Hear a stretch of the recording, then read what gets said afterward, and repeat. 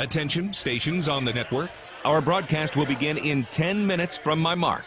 In 5, 4, 3, 2, 1, mark. That was your 10-minute time check, stations.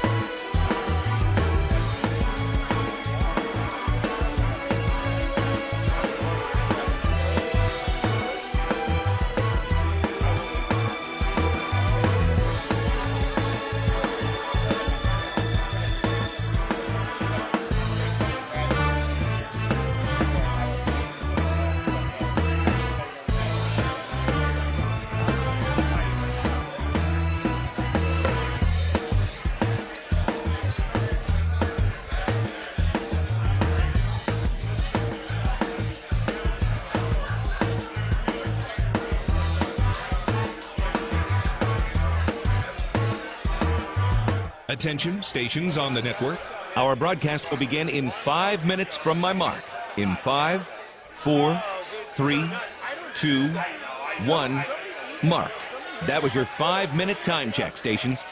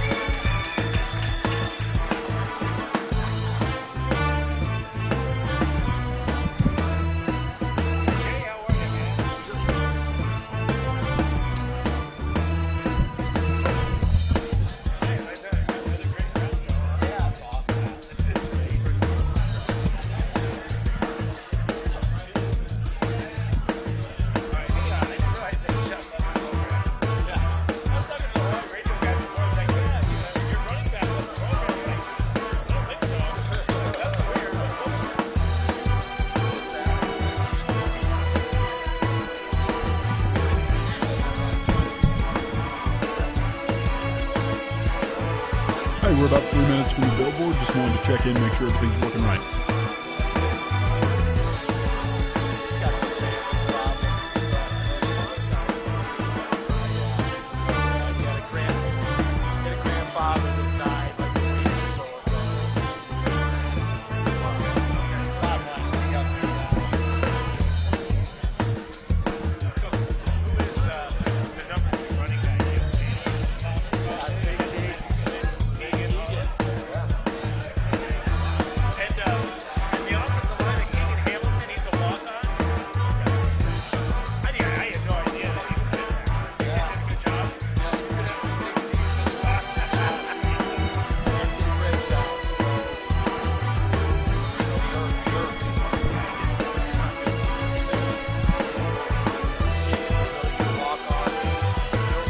Attention, stations on the network. Our broadcast will begin in 2 minutes from my mark. In 5, 4, 3, 2, 1, mark. That was your 2-minute time check, stations.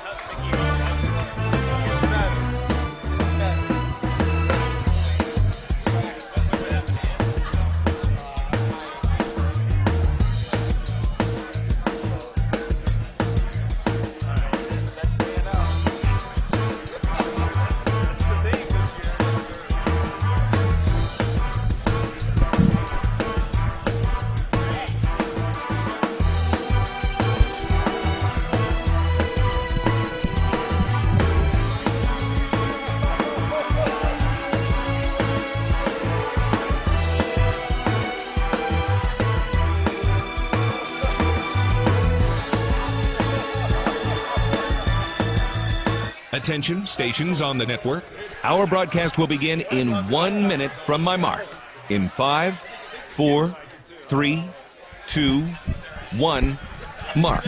That was your 1-minute time check, stations.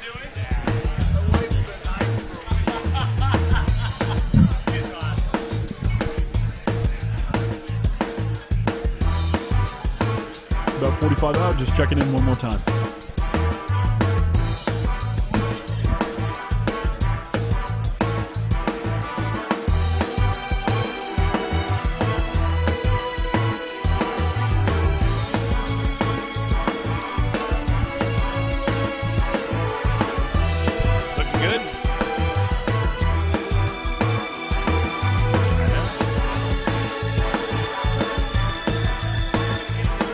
Yeah, right.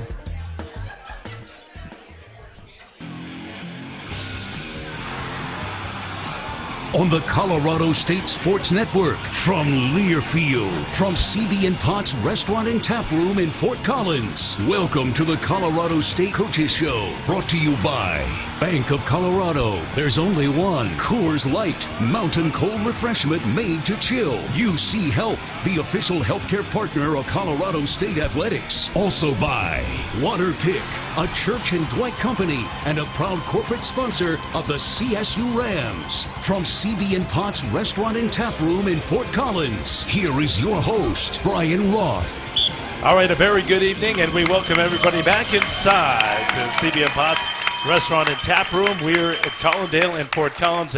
Another edition of the Coors Light J. Norvell Coaches Show. Great to see everybody. Another massive crowd here tonight. Of course, no surprise there, and we're here to celebrate another Colorado State Ram victory as the Rams beat Hawaii last Saturday at Canvas Stadium by the count of 17-13. We'll talk about that game. Then, of course, preview the Boise State game coming up on Saturday night on the blue turf of Boise at 5 p.m. Kickoff of that one. So we'll get Jay's thoughts about that. And we're also joined by a couple of guests here tonight. Punter Patty Turner is in the house. And I know Patty was working the crowd earlier.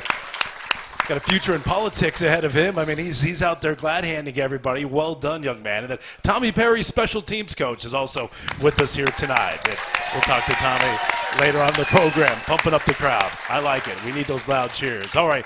Well, Coach, great to see you today. Hey, congratulations on the win. And, man, what a great, gritty win that was, and just so impressed by your team in particular in that second half. Yeah, I was very, very proud of our guys, and just, again, I want to thank everybody for being here. I'm just so humbled every week to see this room full of people, and but I was really proud of them. It was, every Monday we go through the game, and I ask every coach, who played winning football, and we're getting more and more and more guys every week, and there were a lot of players that played really well in that game. Defense was outstanding. I was so proud of how we played in the second half. We talked at halftime, and, we weren't playing terrible defensively in the first half, but I just felt like we were kind of waiting around for somebody else to make plays. It just really challenged our guys to come out in the third quarter and really, score offensively, stop them defensively. And then, to win, you got to win the fourth quarter. And I was so proud of how our guys played. We had the ball, I think, 11 minutes in the third quarter and 10 minutes in the fourth quarter. And when you're doing that, you're controlling the physicality of the game. And, what we're talking about now is expectations. We're talking about expecting to play good. And I think that's a growth period for our football team. And when you practice good and you prepare good, you expect to play good. And we have to go into every game like that. And, they showed that goofy dance. But I tell you, that was just pure joy.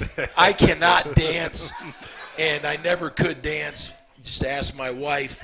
But I was just so happy to see our kids play so hard and to have success. All right, well, that means, Jay, you're going to kill me because I promised everyone tonight you do that dance again tonight.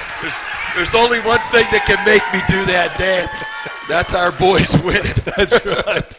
If you didn't catch that, first off, I thought it was fabulous. I was dying laughing, and I was laughing because it brought joy to me too. And I think I speak for Ram Nation. If you saw Jay in the locker room dancing with his team, and just to see the smiles on everybody's faces, and look, we're rebuilding this program. You and your staff rebuilding this program, and to have moments like that, it's really, really important to kind of bear some of that fruits of the team's labor. Well, that was an important victory. Kyle Neves, I'm just blown away. Sometimes Kyle gives me these statistics, and, there's 19 times where CSU's been down in the fourth quarter and hasn't won. And so to be able to come back when you're down in the fourth quarter and do what you need to do to win, is important, and we did that a lot at Nevada. We won a lot of close games, and it was because our guys believed in each other, and we did the things we needed to do to win in the end. Rams get that 17-13 victory over Hawaii, and they get down 13-3 at halftime. And so not just down at halftime, you're down by double figures. Yep. You guys get the ball first in the second half. And, you know, we always, of course, on the radio broadcast, we're thinking it. The Ram fans of the games are thinking it. Man, you start the second half. Let's go down the field. Let's get some points. You can kind of turn the tide of a football game and retake control of the momentum. That drive, the drive at the end of the game, I think are the two best drives your offense has engineered here this season. No doubt. And you know, the fourth downs that we had to convert on those drives, I was so proud of our young receivers. Lewis Brown and Justice Ross Simmons made big plays on those drives. And really, we had three freshmen step up. Keegan Hamilton, a true freshman walk-on, never really ever played before, had to come in at center and was in at center that whole last drive. And so just so proud of Keegan for him being ready to play and answering the bell. And, you know, it's truly next man up. That's the way this season has been. And so proud of Keegan for the way he played on that last drive. Yeah, I imagine this is an offense. You guys get the football back, get down 13-10 with 8:44 to go in the contest. But having already gone on a long drive earlier in the half, I imagine they came back out with a little more confidence. And you mentioned the fourth downs. I mean, the 4th and 3 from the 33-yard line with under 4 minutes to go, where Clay finds, I think it was Torrey Horton for third. I mean, that might have been the play of the game right there. Yeah, that was Justice Ross Simmons. That was Justice Ross Simmons, a freshman. And, you know, he's a big, strong guy, and it's tough when they try to play him man-to-man. And that was really a big-time throw by Clay. And, you know, I've really seen a calmness and a maturity in Clay that and I was hoping that I would see it after he came back after being injured. And I've just seen it happen in quarterbacks before. You know, they play, you know, and then something happens and they have to sit out because of injury. And just standing there and watching for 2 or 3 weeks, you just learn, you start to get things, and you start to see how important the decisions that he has to make are. And he was so calm Saturday. He threw for over 70% again, and I think he's leading the league in passing percentage. And he's way ahead of Carson Strong. Carson never was that well developed as a freshman his first year. So I think Clay's got a lot of great football in front of him. But I just was really appreciative of his leadership on Saturday. You know, I was on a radio show earlier today up in Boise, and they were talking about Clay's numbers. Said, well, he went 17 of 24, 177 yards, kind of pedestrian numbers. I said, well, you had to have watched the game to really understand how important he was. Doesn't surprise me that they would say that, please. But numbers don't always tell the story. Now, you're right, 177 yards, but he was completing passes, Jay, and that's something that you guys just were struggling a little bit with the 2 previous games. Well, you know, I'm not going to say what I feel, but no. You know, football was not invented there. I like there's a lot of people over there that think it was, but it wasn't invented there. But no, I just really Clay was really good. What we're seeing right now, the last couple weeks, is that, you know, Torrey Horton gets so much respect. And we're seeing so much blanket coverage. I mean, one time in that game, they had 3 guys on him. They had 2 guys on the line, and they had a safety over the top.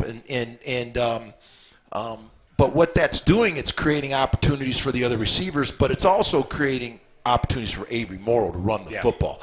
And so we have to take advantage of that.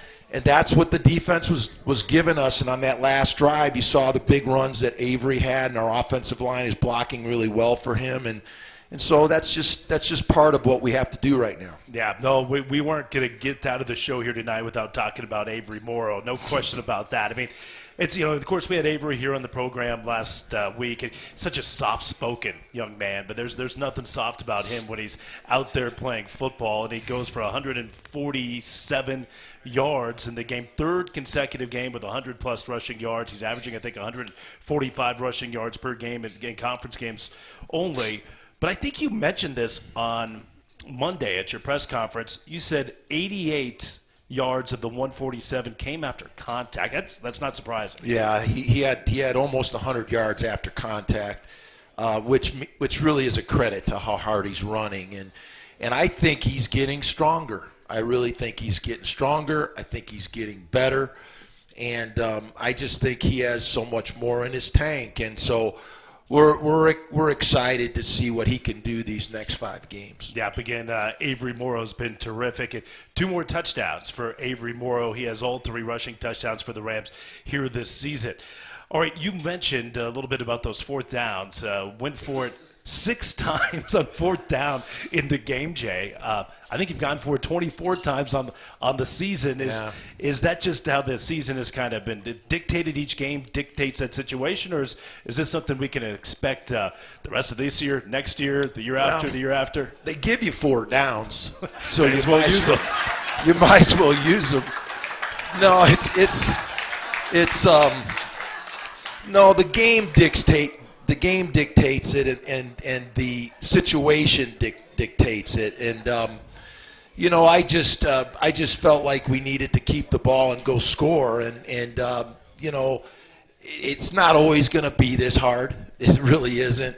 We got a lot of young guys that are working their way through understanding how to play the right way, but we had to move the ball in those situations. In the last drive, I was so proud of our guys for converting the 3rd down to Justice Ross Simmons with Clay. I thought was outstanding, and we'll be smart about it, but there are times when we will go for it. Yeah, look, some of the times it's a no-brainer. Like, yep. If you open up 1st and goal at the 2-yard line, and then you're faced with a 4th and goal yep. at the 2-yard line, that's a no-brainer. You have to go for it. Right. Well, in that situation, the wind was a big factor, and we wanted to go try to score. And if we didn't score, we wanted them to kick into the wind and have us return it.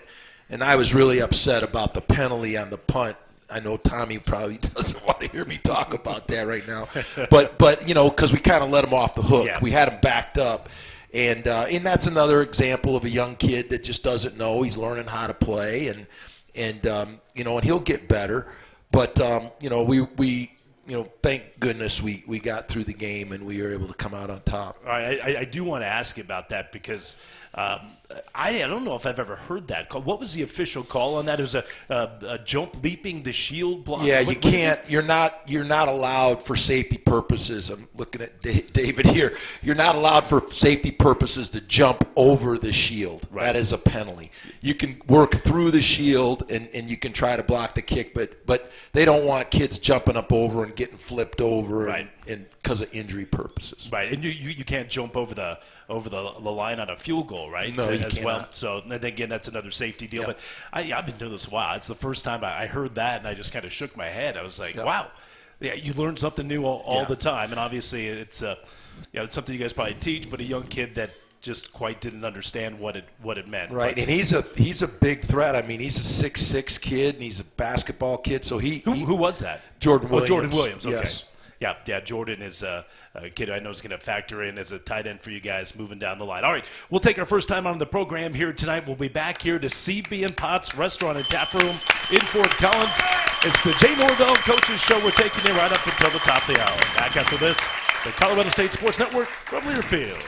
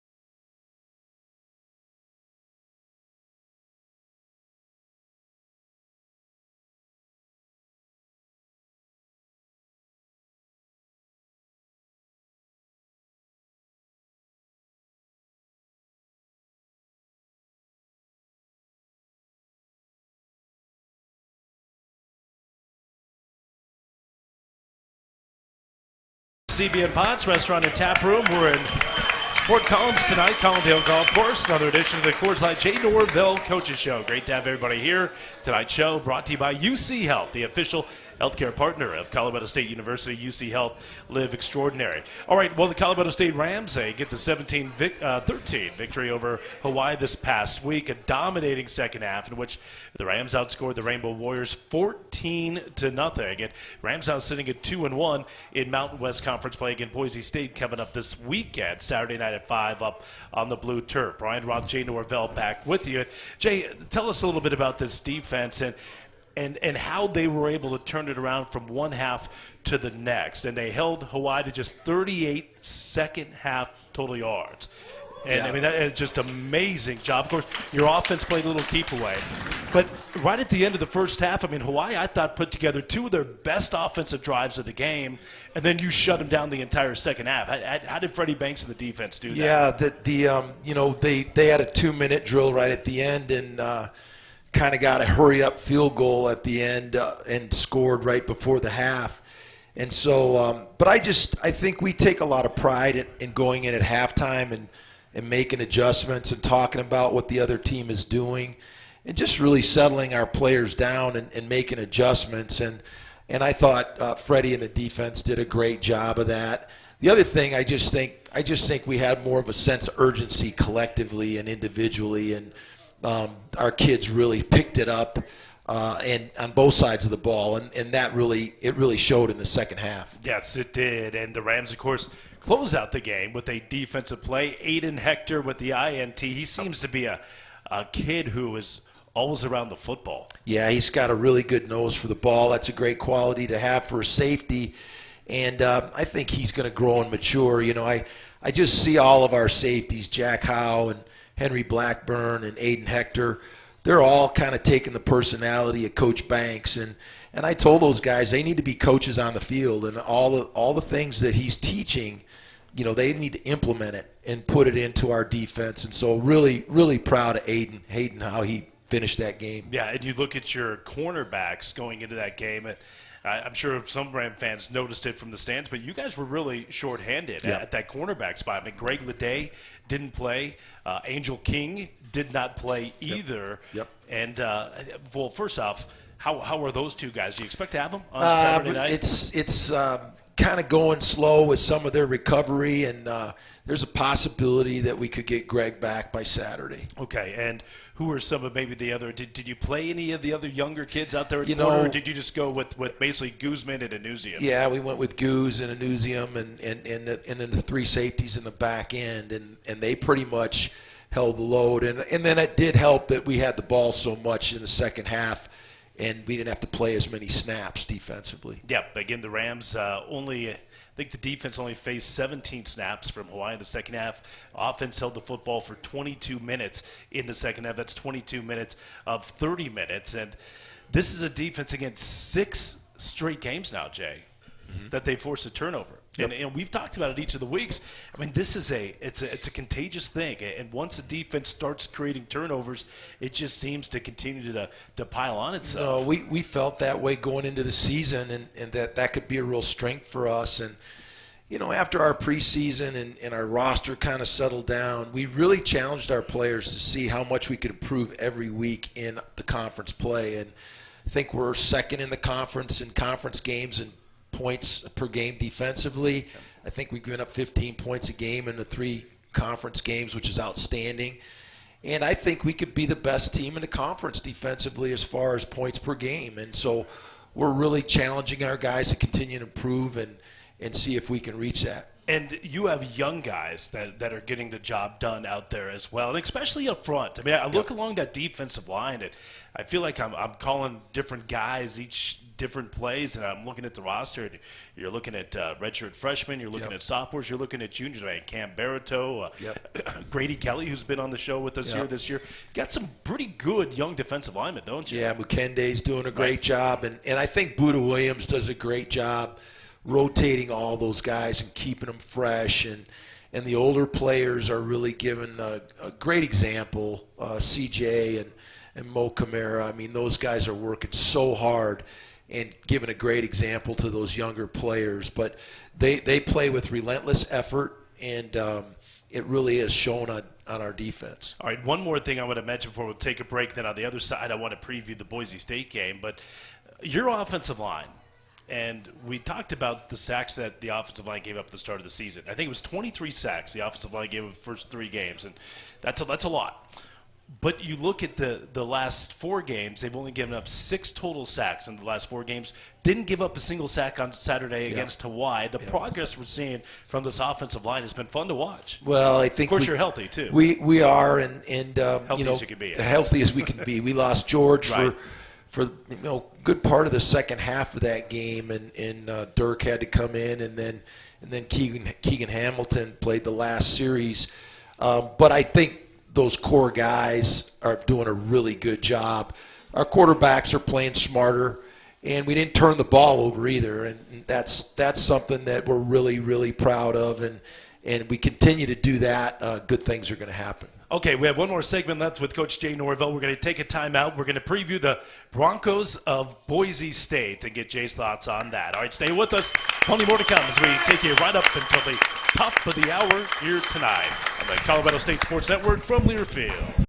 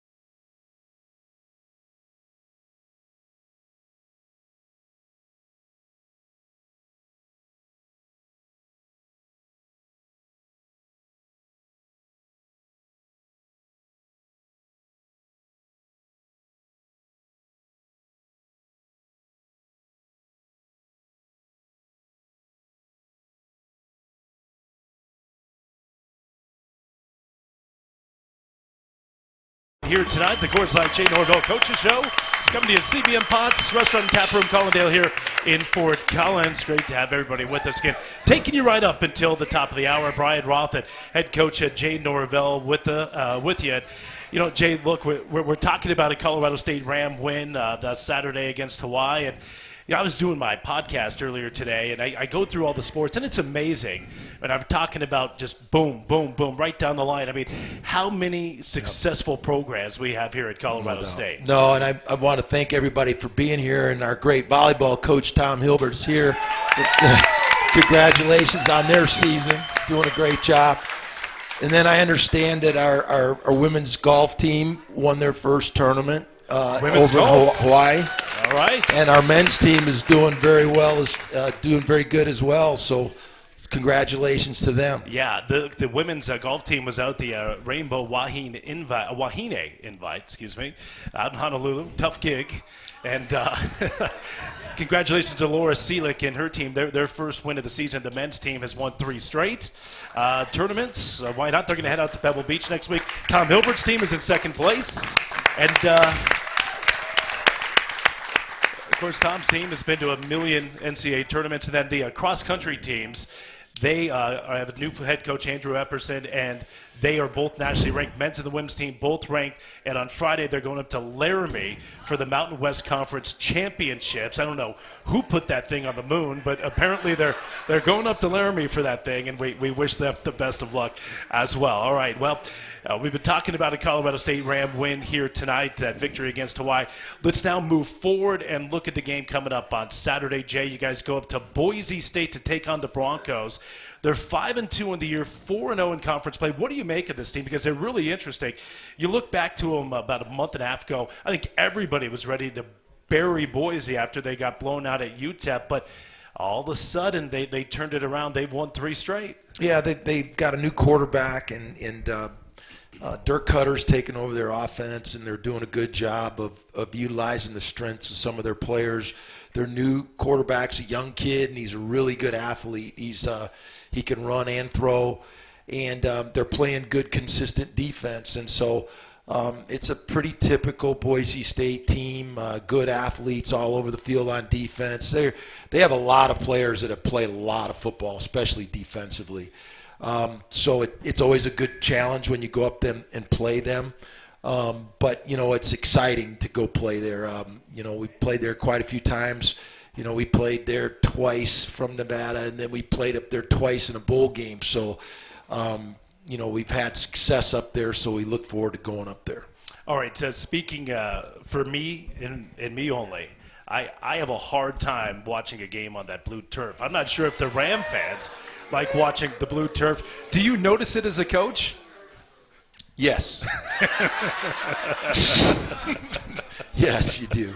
There you go, yeah. I just don't like blue uniforms on a blue turf. It doesn't make sense. Yeah, so. yeah. It's a little hard on the eyes. I understand why Boise has it. It's part of their brand now, but it's just hard on the eyes to watch that.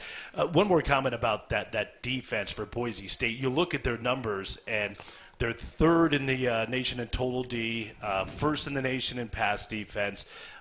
They are just really good. And I look at their roster, and they're 2 deep, Jay. It seems like everybody's a junior or senior that's played a ton. I mean, it's a very experienced defensive group. They have a lot of guys that have played a lot of football, and we played against several of them the last few years, and they do a good job, you know. And so, you know, you gotta take care of the football. They really have a bend and don't break kind of defense where they're going to play coverage. They don't want people to get behind them, and you have to be consistent. And so execution is going to be really important. Yeah, Ben, this is a defense that held Air Force last week in a 19-14 Boise went to just 175 rushing yards, and anytime you hold the Falcons under 200 rushing yards, you're doing a great job. All right, before we let you go, again, we have Tommy Perry, special teams coach, coming up here in a little bit. Patty Turner, the punter for the Rams, joining us here in the next segment. Comment a little bit about Patty first and what he's brought to the team. He was named captain as a first-year punter for you guys. Yeah, Patty, I mean, I'm just so proud of Patty, and Patty was with us at Nevada, and you know, came all the way from Australia, you know, played his first game I'll let him tell you a story about the Michigan game, but that was really the first time he played an American football game in front of 109,000 people, and so it's a great way to break into the sport. It's one way to do it.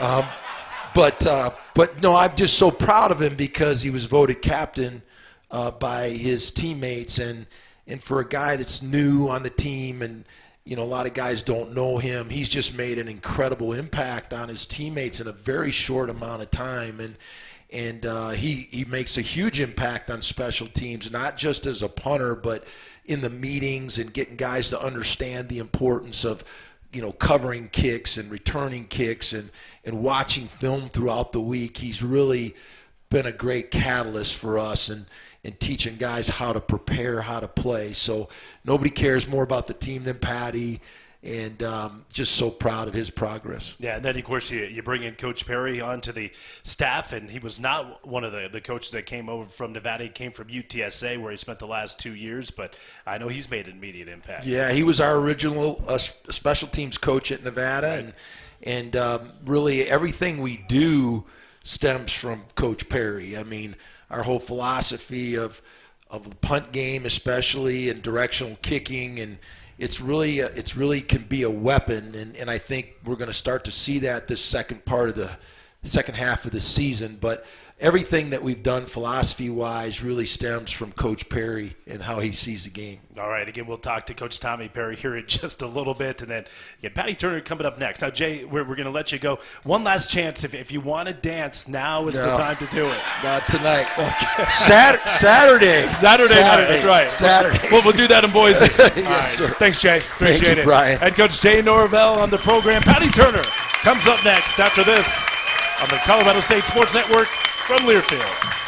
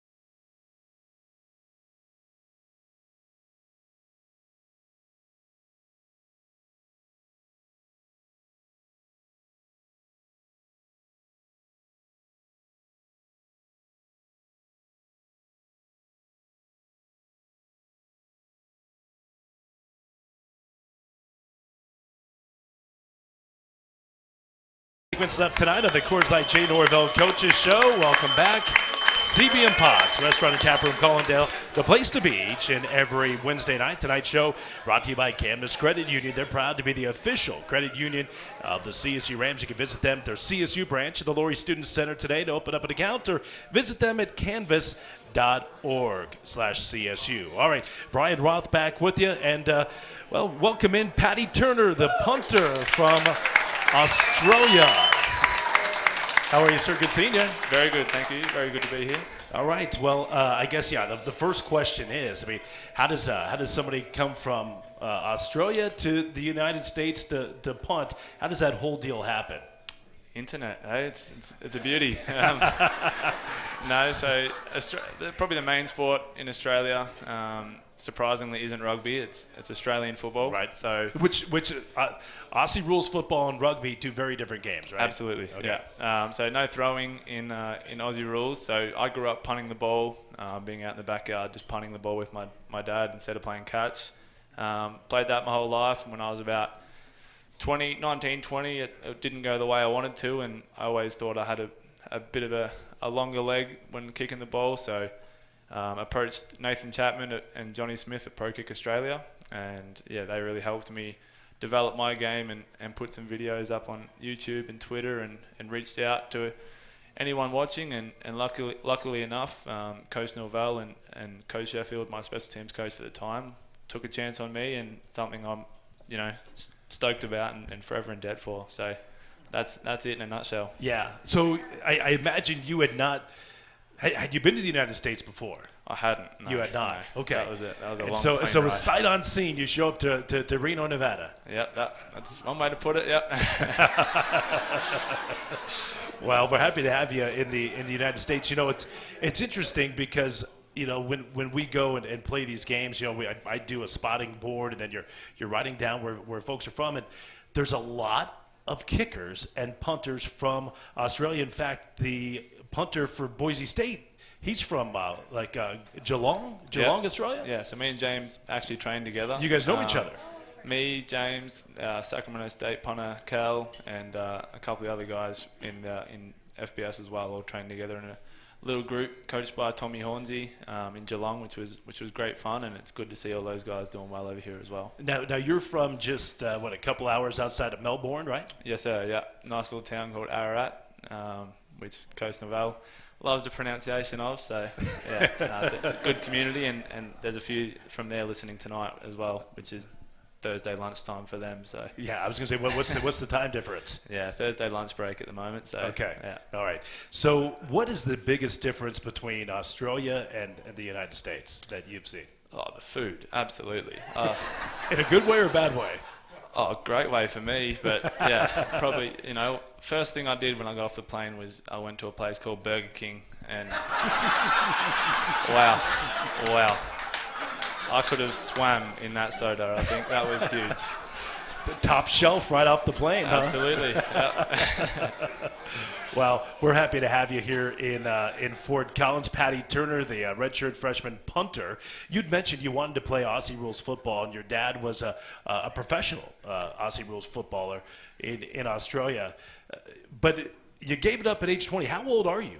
I'm 23 now. 23 now. So you're one of the elder statesmen on the team.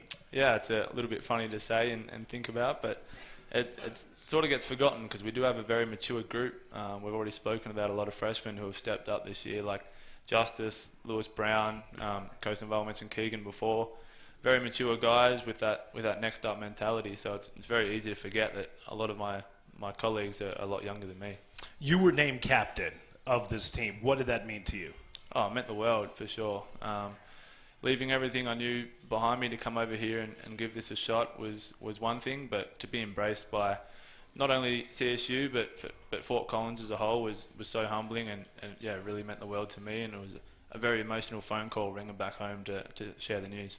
Yeah, Patty Turner again, punter for Colorado State, joining us here on the program. All right, somebody told me, and Colorado State put on a women's football clinic back in August. It was a giant success. Anybody here go to the women's football clinic? A number of hands being raised there. Yeah, it was a great program. And Tim Cassidy and Colton Bosnos, the crew did a great job. But somebody told me the highlight of the entire women's clinic was you. You MC the event. How did that go? Yeah, well, I think Coach Norvell usually likes doing that, but unfortunately the COVID That's got a right, hold he of had him. COVID. And so Coach Cassidy came up and said, "Hey, I got a job for you," and I was like, "Beauty." But no, that was a very great event, and I look forward to stealing Coach Norvell's job off him again next year to help out there. Well, I'll tell you what. I mean, if you are that good, which you clearly are, you can come and host this show every week. Take my job. I'll sit down there and have a beer with these guys.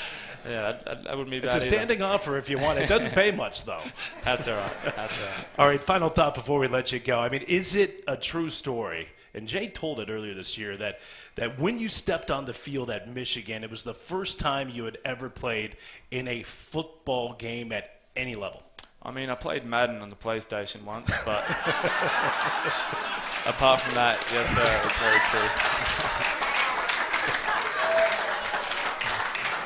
All right, well, first punt to the game in front of 109,000 people. I mean, how nervous were you? I was probably nervous on the Thursday, and then I had the two best special teams assistants in the country sitting right over there, both Joanna and Jude. Both gave me a few words of advice, and they calmed the nerves. And yeah, it was just treat it like fun, and it was fun for sure. Absolutely. Well, Patty, great to have you here in Fort Collins and part of this Colorado State football team. Best of luck the rest of the year. Thank you. All right, that's Patty Turner, a punter from Australia for Colorado State. We'll talk to his position coach, Tommy Perry, coming up next from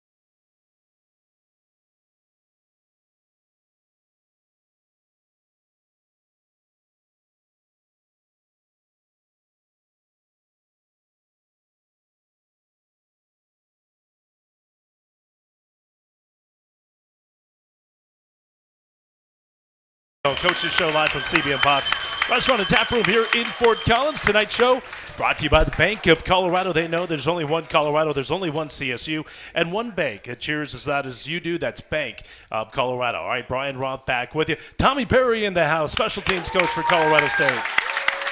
Yes. Coach Perry, good seeing you. How are you? I'm great. I'm amazed that all these people are here just to hear me talk. That's awesome. Right. That's great. All these people. This is what makes this place so special. I've been on so many places, but this place, you guys deserve a winner. You deserve a head coach as awesome as that guy. He is always that positive. He's always that energetic. Wouldn't everybody want to work for a guy like that? And have this many people on a, how do you pronounce it? Radio? Radio. Is that like a podcast machine? It's something like that. So to all the tens of people listening at home on their podcast machine. That's right. Well, really appreciate it. We're on Facebook too now. You see the camera right here now. So great. You were on it. Of course, you combed your hair. You have great hair, by the way. I did. Well, I figured flaunt it while I still got That's it. Right. You know That's I mean? right.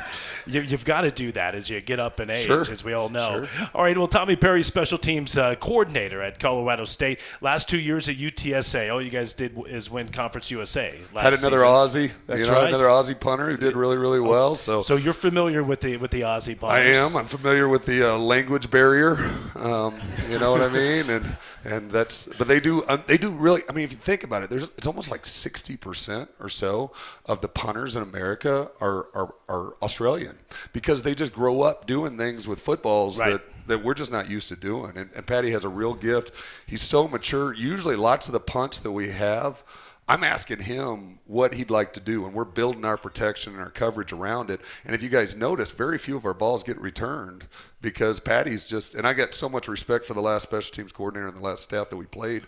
But I think one of the things they told Patty afterwards was one of the first times we had no idea what to do on punt return because he could do such amazing things with the football. Right. And, of course, he's just an awesome leader and a great friend, just a great guy. I feel really fortunate to work with him every day. Yeah, you had mentioned you would be special teams coordinator, and I thought you were going to say the special teams coordinator at CSU the last couple of years, and I hate to break it to you, we didn't have one. Yeah, so we're happy to have you. Yeah, no, I'm really glad to be here. We're very the stage happy was to set have for you. me. That was it's a very soft landing Thank you once I so got here. much for coming. I know the honeymoon's about to wear off, but right now I'm really enjoying it. So, and the guys really are making a turn. Yeah. I mean, they've really bought in. Coach Norvell's an awesome support. He's in every special teams meeting. There's no way I could do anything without that guy. He gives me so much time and so much support to do the things that we want to do, and it's starting to show up. You know, we had the block punt. You know, we had the last second field goal. You know, we've got a punter that keeps everybody on their heels. I'm telling you, man, Torrey is about to go off on punt return, guys. Y'all just hold on. Keep making noise. All right, keep getting excited. When a ball's in the air and it comes off a foot, something good is about to happen. These guys are excited, and they're listening to Coach Norvell's message. Yeah, no question. I mean, that's Torrey. You can just tell. I mean, so shifty when he always seemingly can make that first guy miss, and then the way he can accelerate just like that. The question is, why didn't you guys have him there in the first place? Because I'm an idiot. Yeah. Yeah, I'm an idiot. So, you know, the thing is, so that's the easy answer. You can ask my fiance; she'll tell you too. Roberta, yeah, glad you're here. But it's also, I know, and it's harder to see that, and Torrey would be the first one to tell you, all those guys holding up are fighting their tails off to hold up on them. They really are fighting tooth and nail. We spend an inordinate amount of time on those guys, how they hold up, how they finish blocks, how they avoid penalties. Hopefully that's a trend that's going down. We spend a lot of time on that. And so a lot of that is a big reason why Torrey is having the success that he's having too. But, I mean, look at it. You know, the stats don't take – you know, as fewer returns as he's had because he just became the returner. But if you just look at the returns he's had, he's one of the top punt returners in the country. Yeah, right. And so, you know, if he could just overcome the bad coaching for taking me so long to put him back there, you know, then we'd be in good shape. Well, you know, it's getting to the point now with Torrey back there. You see the punt go in the air, and then if you can tell he's not going to have to fair catch it, you kind of just scoot up on your seat just a little bit, right? Good. That's the plan. I mean, it's just like, okay, he's not calling a fair catch. Here we go. Right. Certainly we call that job security. That's what we call that. That's right. A major weapon for the Rams. Sure. All right, we have about 2.5 minutes left, but I mentioned you came from UTSA, but the previous 3 years you were with Jay at Nevada.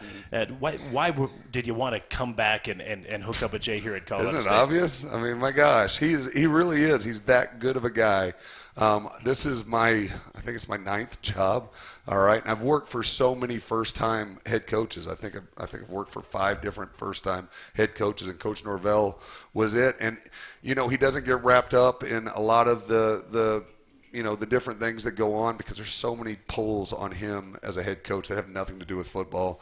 And I watch him and I see how he balances all those things. But he knows my kids. Right, he knows Roberta. He loves Joanna and Jude, and he talks with them every time they come up, just like Patty does. And he wants to know about their teachers and their classes. And he gives me the time to get home and spend time with my family. And he makes them feel welcome when they come up here. So I mean, Coach Norvell says jump. I ask how high. He says, I want you to come here. I'm there. I mean, you saw his dance moves. I mean, the guy can get down, right?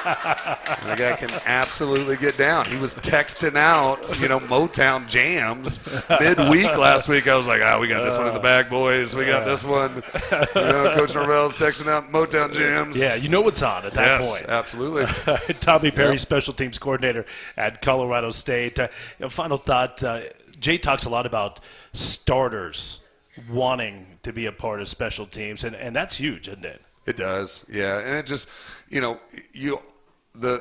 troops do what the general checks on, right? And our general checks on special teams, because he knows there's so many hidden yards, and that was kind of the blueprint that we had at Nevada. Is we won on special teams.